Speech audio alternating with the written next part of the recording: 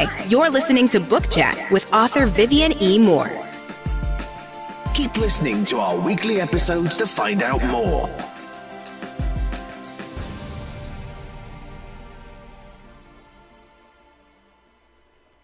Hey everybody, and welcome to Book Chat. I'm your host, Author Vivian E. Moore. I hope everyone is having a spectacular weekend. We have the 4th of July coming up this week, and the only bad thing about that is that it's in the middle of the week. You know, you really can't enjoy it like you really want to, unless you happen to take off and you're on vacation or something of that sort. So that way you can enjoy it to the fullest. We got past all of the storms and all of that. And today is just absolutely, pardon me, it's absolutely gorgeous. I'm sitting in my office and the blinds are not open, but I can see the sunshine just creeping in through the blinds. I can see how bright it is outside. And I know that it's also hot outside. I really haven't been out there today, but I've just enjoyed this Saturday. Just staying inside. I may get out a little later, but for now I've been inside just brainstorming, trying to get this next book project off the ground, and it is flowing. And right now it is on pre-order for those who want to order my next book, the sequel to If Tomorrow Comes. The first volume was Requiem, and the second volume is Genesis, and I hope you enjoy it as much as you enjoyed the first book. It's just a continuation of that same story, so I'm excited about it, so excited about it. And talking about books, have you read any great ones lately? Well, I have, and I just want to share with you, before we get into today's show, an artist, an author that I just stumbled upon, and I'm sure she's been around for a while, but I just had the pleasure of reading, her series of books, the If I Break series. And let me just tell you, these books are so well written, so well played. You will not be disappointed. They pull you in. The very first book pulls you in with the very first sentence.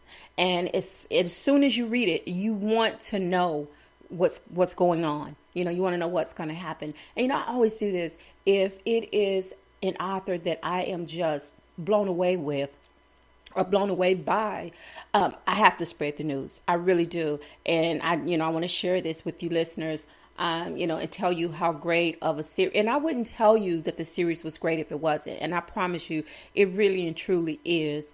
And you should read it because it's so much more than what you think.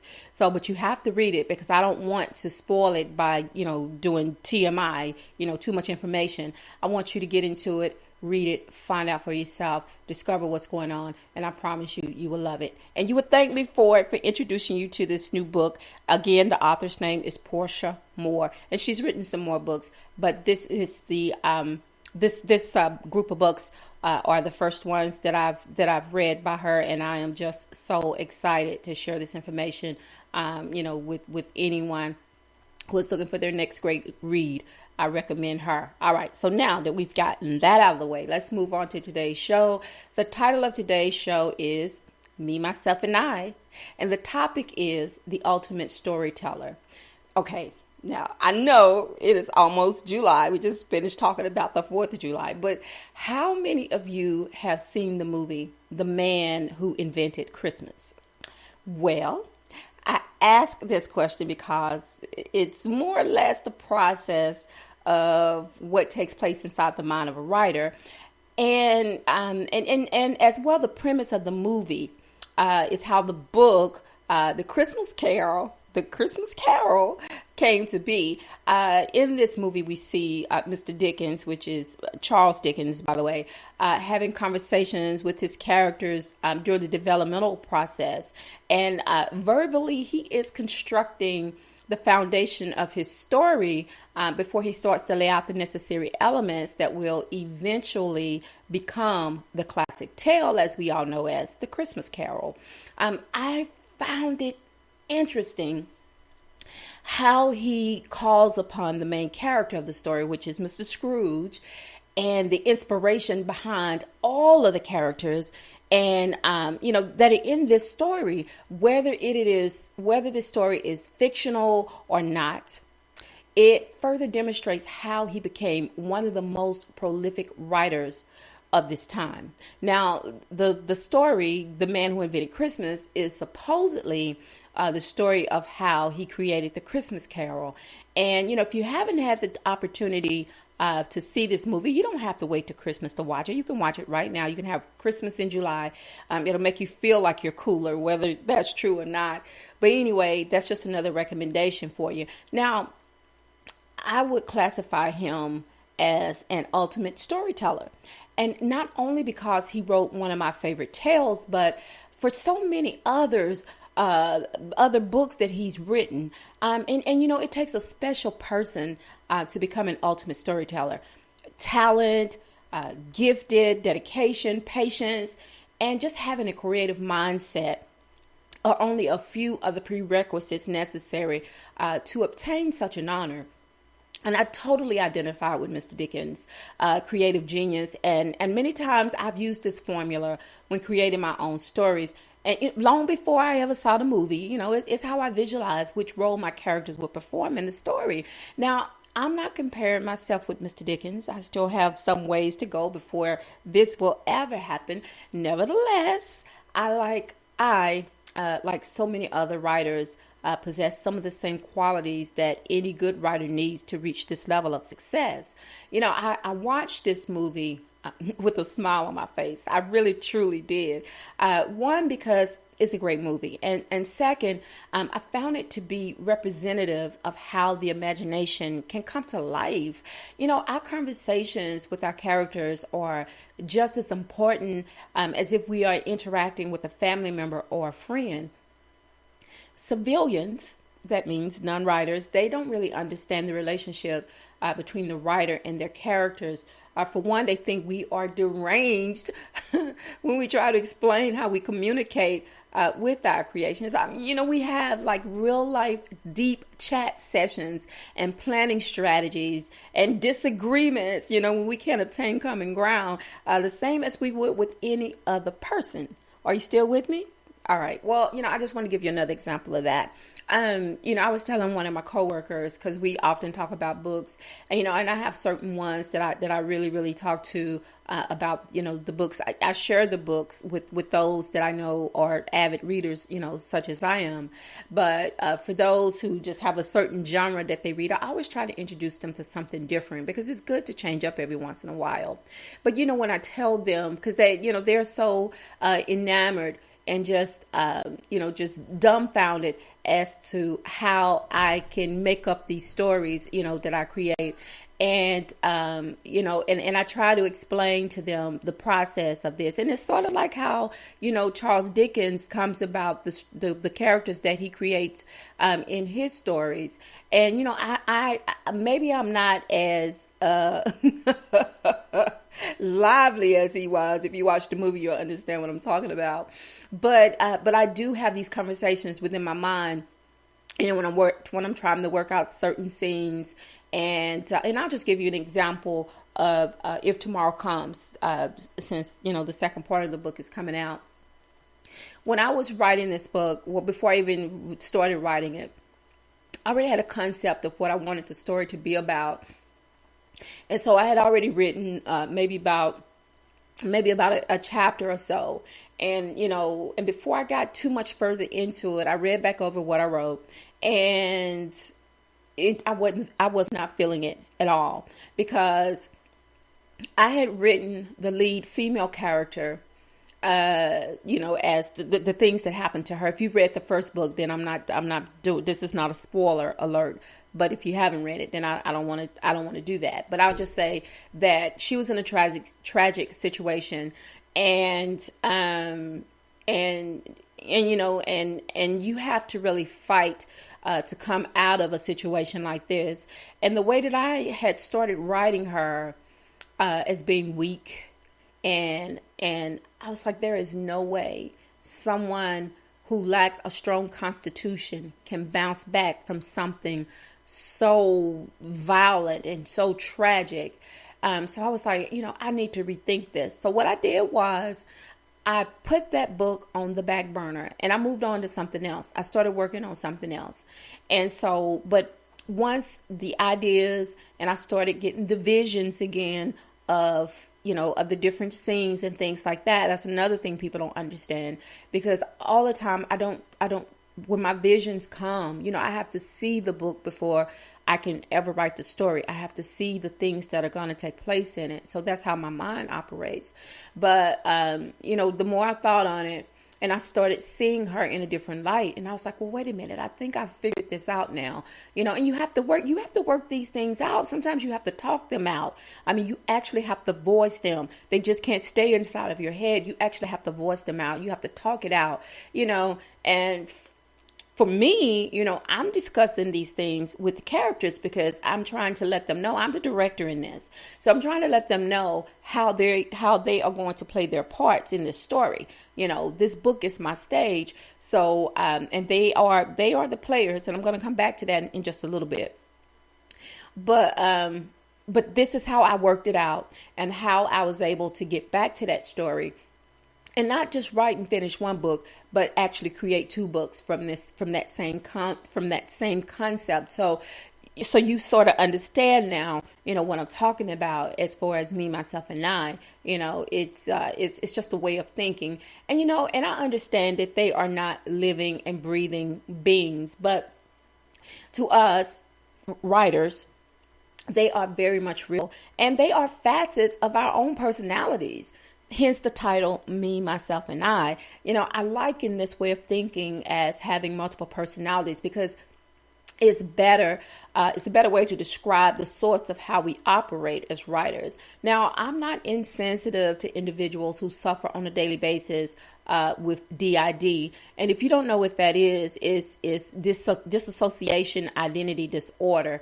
And I have sympathy for their plight. I really, really do. Because this is a serious condition. I know you're familiar with people who have multiple personalities and things of that nature. Well, this is sort of kind of like that, not completely like that, but it's still borderline to that kind of condition.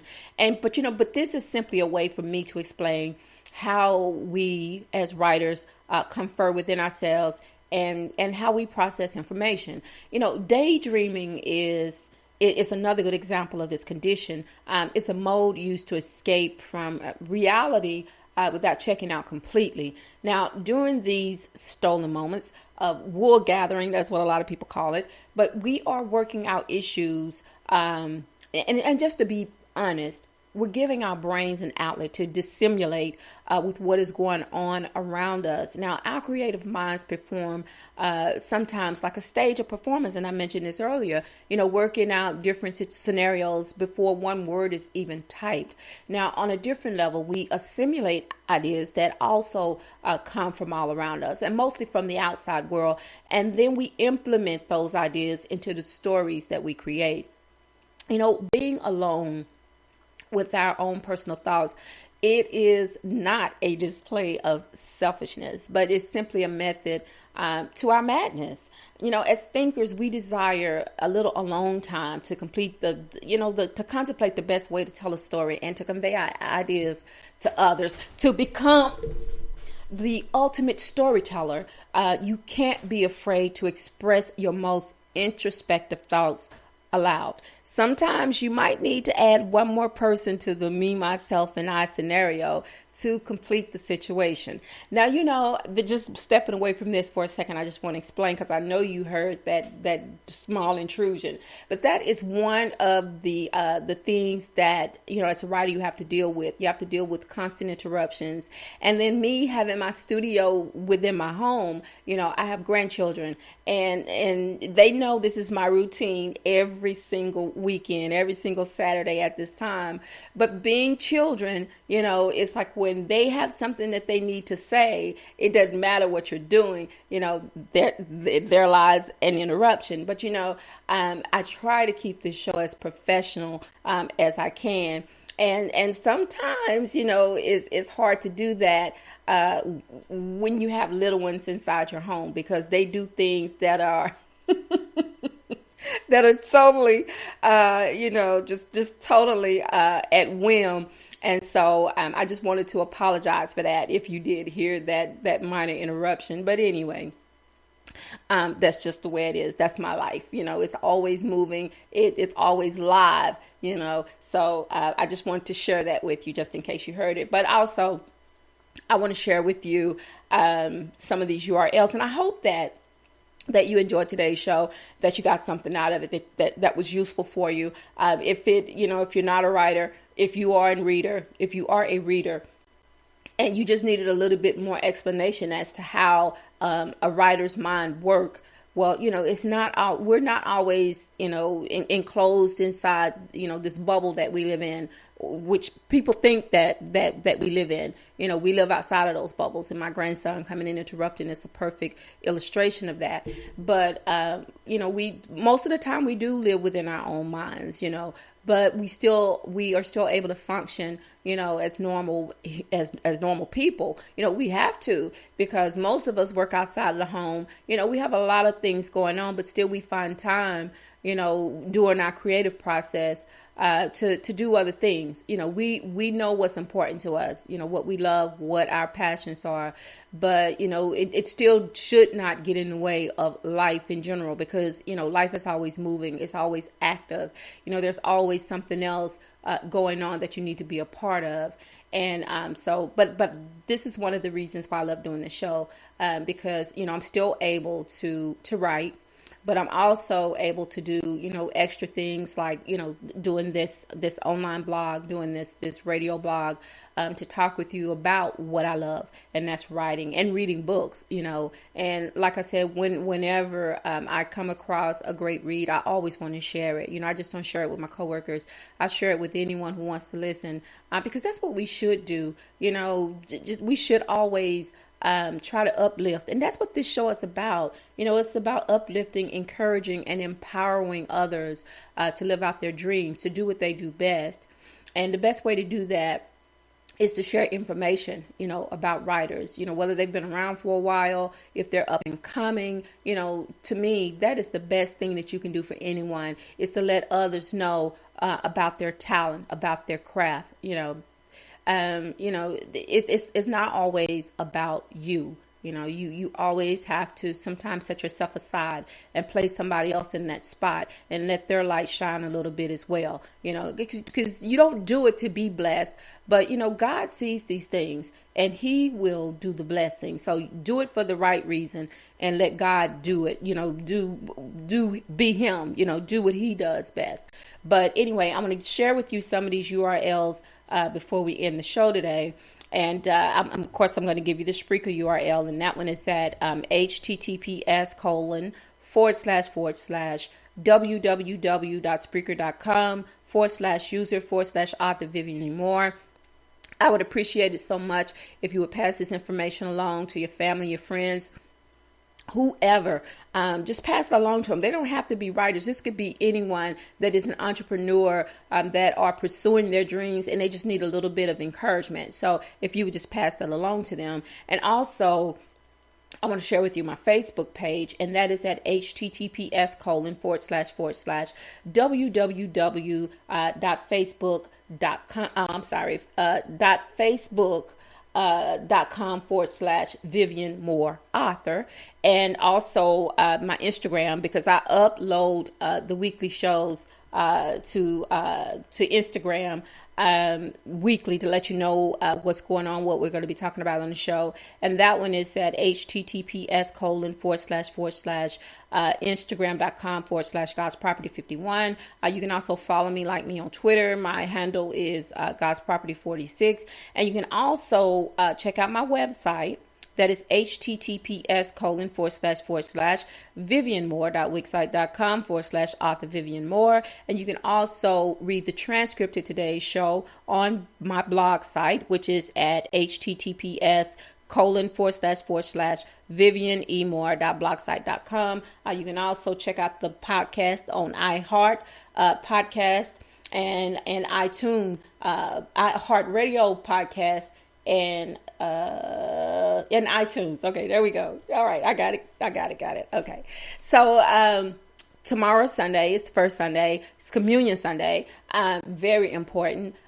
So take a family member, take a friend, take some children, take someone with you to church tomorrow to worship, to hear the word, because that is the most important start to anyone's day or week, is to get fed spiritually. And we all need that. So, and also tell somebody that you love them, because tomorrow is not promised. Today may be the only day you get to say that. I love you. I hope you love me back. Until the next time you hear my voice, God bless you and goodbye.